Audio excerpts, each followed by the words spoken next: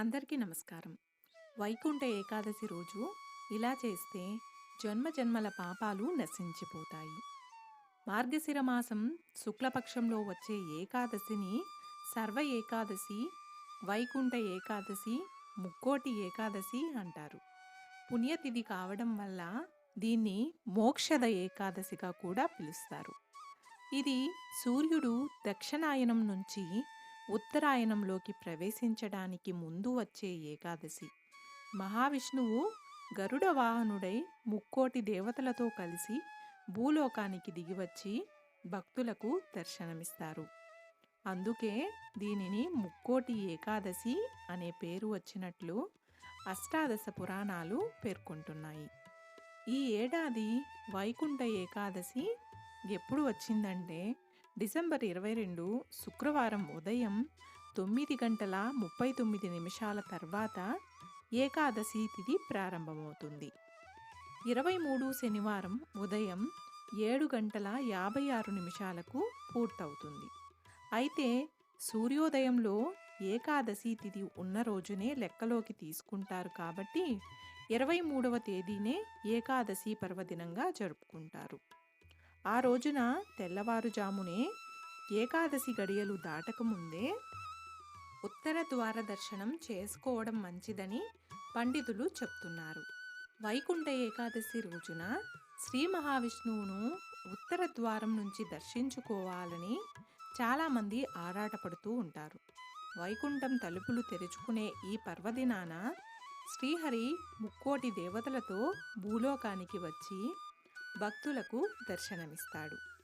పురాణాల ప్రకారం ఒకప్పుడు రాక్షసులు హింసను భరించలేక దేవతలందరూ కలిసి ఉత్తర ద్వారం నుంచి ప్రవేశించి శ్రీ మహావిష్ణువుని దర్శించుకుని తమ గోడును వెళ్ళబోసుకున్నారు.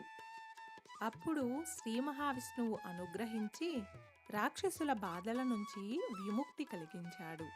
అందుకే ఉత్తర ద్వార దర్శనం చేసుకుంటే మనల్ని వెంటాడుతున్న సమస్యలన్నింటికీ పరిష్కారం లభిస్తుందని భక్తుల నమ్మకం. తిరుమలలో వైకుంఠ ద్వార దర్శనం డిసెంబర్ 23నే కలియుగ ప్రత్యక్ష దైవం తిరుమల వెంకటేశ్వరుడి సన్నిధిలో వైకుంఠ ద్వార దర్శనాన్ని అత్యంత పుణ్యప్రదంగా, అదృష్టంగా భావిస్తారు భక్తులు. ముక్కోటి ఏకాదశి పర్వదినం సందర్భంగా తిరుమల క్షేత్రంలో 10 రోజుల పాటు భక్తులకు వైకుంఠ ద్వార దర్శనాలు కల్పించనున్నారు. డిసెంబర్ 23 నుంచి జనవరి 1 వరకు భక్తులకు వైకుంఠ ద్వార దర్శనం ఏర్పాట్లు చేసినట్లు తిరుమల తిరుపతి దేవస్థానం వెల్లడించింది. వైకుంఠ ఏకాదశి రోజున ప్రతి ఒక్కరూ తెల్లవారుజామునే లేచి స్నానాదులు పూర్తి చేసుకోవాలి.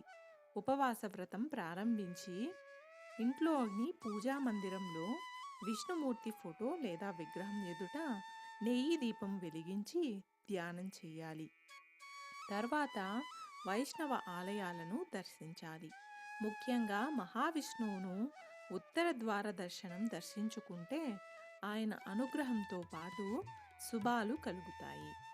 ఈరోజు విష్ణు సహస్రనామ పారాయణం చేయడం వల్ల సమస్త పాపాలు తొలగి భగవంతుడి అనుగ్రహం కలుగుతుందని విశ్వాసం.